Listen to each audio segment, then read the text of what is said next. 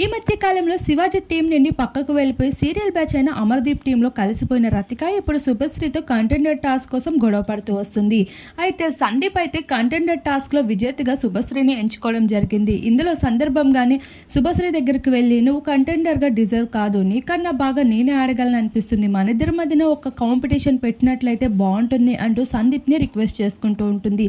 అప్పుడు శుభశ్రీ అంటుంది నీకన్నా నేను ఎందులో బెస్ట్ కాదు అని అడగగా పెద్దగా మేకప్ ఏమేసావు అంటూ రతిక అనగా అవును నీకు అందరూ మేకప్ వేసారన్నా నీకు క్రెడిట్స్ ఇవ్వాలి అంటూ శుభశ్రీ కూడా అంతే ఘాటుగా రతికకి సమాధానం చెప్తుంది.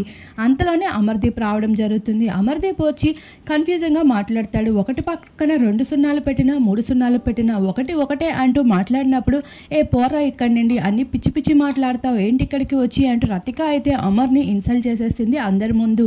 మరొక వైపు ఈ విషయం పైన మరింత డిస్కషన్ జరుగుతూ ఉండగా శోభా శెట్టి అయితే తలనొప్పిగా ఉందని నిద్రపోగా శోభా శెట్టికి బిగ్ బాస్ అయితే నిద్రలేపుతాడు. ఈ విధంగా రతిక అయితే శుభశ్రీని ఎంచుకున్న సందర్భంగా తన చేతిలో ఉన్న కంటెండర్ టాస్క్ ని రతిక తీసుకోవడానికి అన్ని ప్రయత్నాలు చేయడానికి లాస్ట్ మినిట్ వరకు ట్రై చేస్తుంది.